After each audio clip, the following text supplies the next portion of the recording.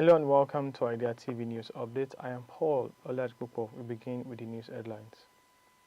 KANO governor appoints new statistician-general. Google selects Saudi startup LAHINT to drive AI innovation in government tech. Tanzania warns against social media misinformation ahead of general elections. Center for the Promotion of Private Enterprise calls for new law to protect investors and employers in Nigeria. And away from Africa, India woes expat professionals amid HB1 visa chaos in the US.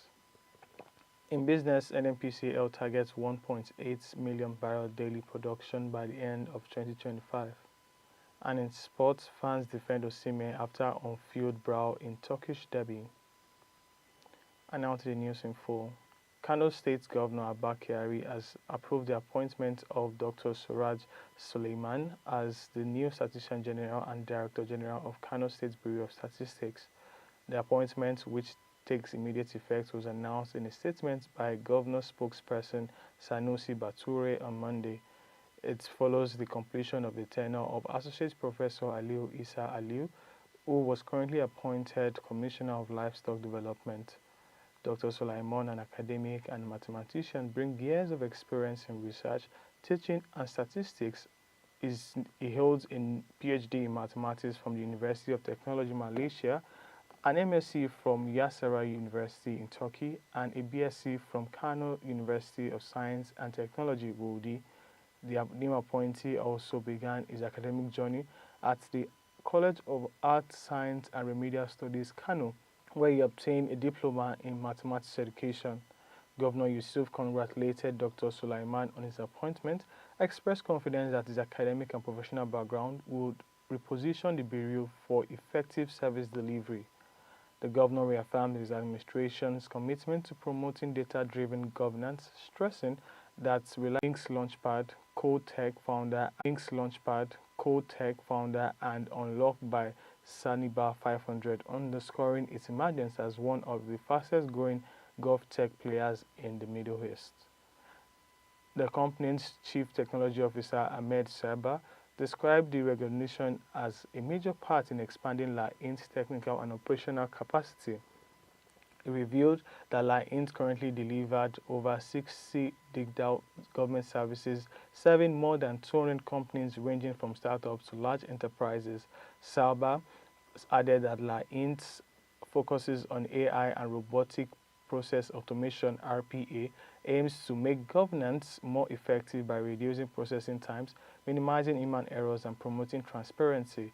The firm, which already holds 4 iOS certification and accredited by SDAI as a AI service provider, has received the WAEE badge for AI ethic compliance as well.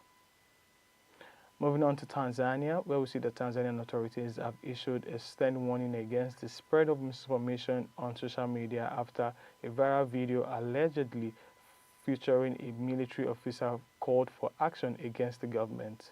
The man identified himself as Captain Tisha from the Air Force, accusing the government of corruption, human rights abuse, and political interference in the military. He also urged Tanzanians to protest and claimed that the security forces supported them. The military has not confirmed his identity, and pressmen could not verify if he's an active officer.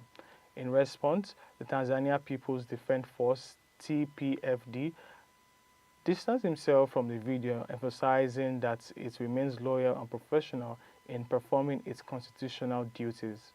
Military spokesperson Colonel Bernard Masala said the viral message were being circulated by people claiming military affiliation and dismissed the misconduct.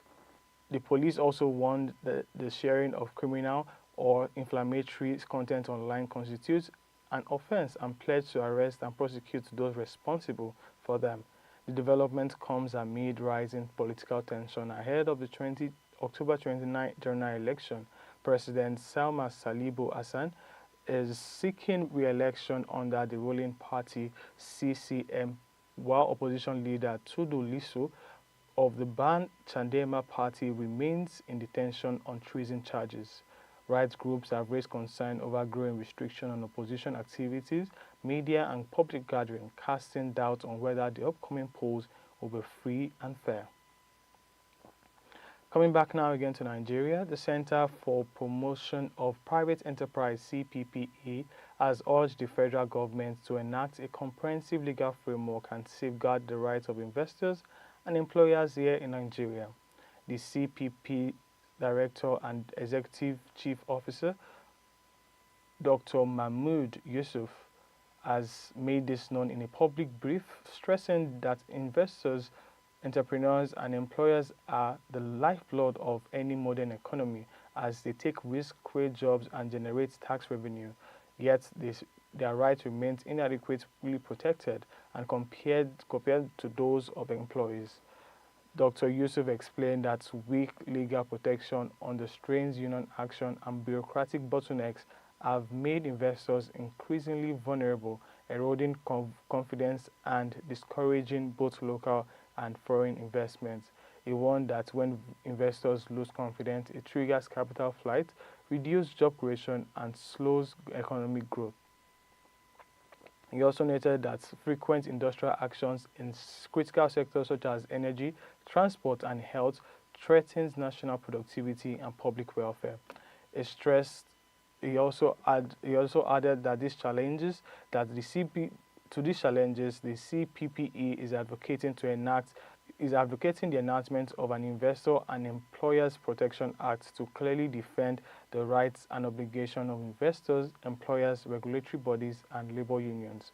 The proposed law would also strengthen industrial arbitration mechanism, establishing an independent investment ombudsman, and ensure fairer industrial relations. Dr. Yusuf emphasized that protecting those who take an economic risk is not a privilege but a national necessity for sustainable growth, employment, and prosperity. Now moving away from Africa, India is making a fresh effort to lure back expats who are skilled professionals following US Donald Trump's abrupt decision to raise H-1B visas to $100,000. The move, which had unsettled thousands of Indian professionals working in the United States, has prompted policymakers in New Delhi to call for a reverse brain drain, encouraging top Indian talent in technology, medicine, and innovation to return home and contribute to national development. Some professionals have already taken the leap. One of such returnees is Inti Hassan, a former Meta executive who left his billion-dollar job in the US to launch 2 startups in Bengaluru, including Back to India B2I, a platform that guides non-resident Indians through the emotional and financial hurdles of relocating. Hassan said the immigration uncertainty under Trump's second term has led to a surge in relocation inquiries, with B2I receiving triple the number of requests in 6 months. Recruitment experts also confirmed that more Indian graduates from top US universities are now exploring opportunities back home. However, analysts caution that the turning in trend into a large-scale reverse migration would require more than sentiment. They point to India's persistent challenges, poor infrastructure, red tape, and limited research funding as major deterrent. Experts like Sanjay Baru, a former advisor to ex-Prime Minister, argue that India must provide stronger incentive and a robust ecosystem for innovation if it truly hopes to bring its best minds back home. We go on a quick break now, and when we return, the news continues.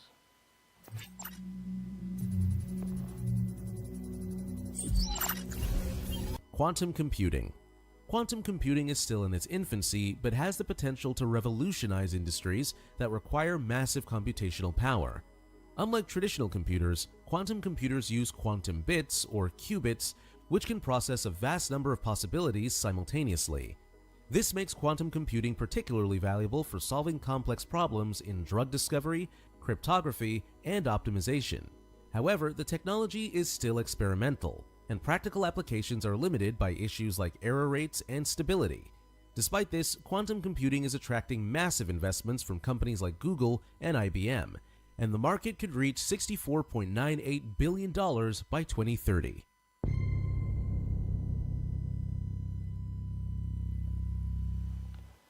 If you're just joining us, this is Idea TV News Updates, and now to the rest of the news. In business, the Group Chief Executive Officer of the Nigerian National Petroleum Company Limited, Bashiru OJULARI, has announced that Nigeria's crude output is projected to hit 1.8 million barrels per day before the end of 2025. Speaking after a meeting with President Bola Ahmed Tinubu in Lagos, OJULARI said that the company has made steady progress, producing 1.68 million barrels per day in September, the highest so far in 5 years, alongside a record of 7 billion cubic feet of gas production daily. OJULARI stated that the company was implementing President Tinubu's directive to boost production to 2 million barrels per day by 2027 and 3 million barrels by 2030.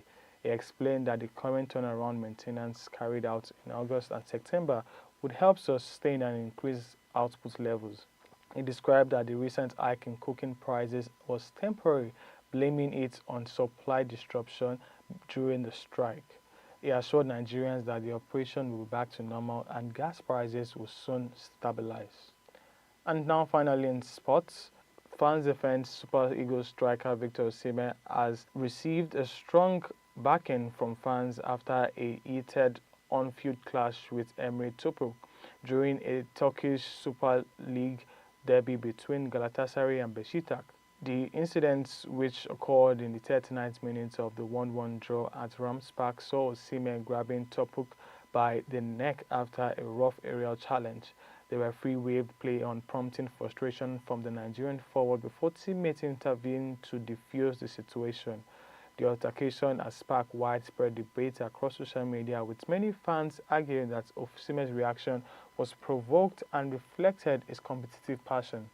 Some supporters suggested that he may have faced racial provocation, while others compare his action to similar incidents involving top players like Zidane, Pep, and Suarez, who were celebrated despite their fiery tempers. Online users defended OSIMHEN, insisting that passion and emotion are part of football and that black players are often unfairly judged more harshly for their reaction.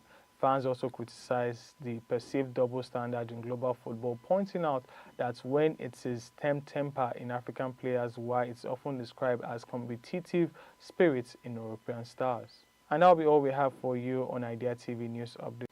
Do not forget to follow us across all social media platforms at Idea Television.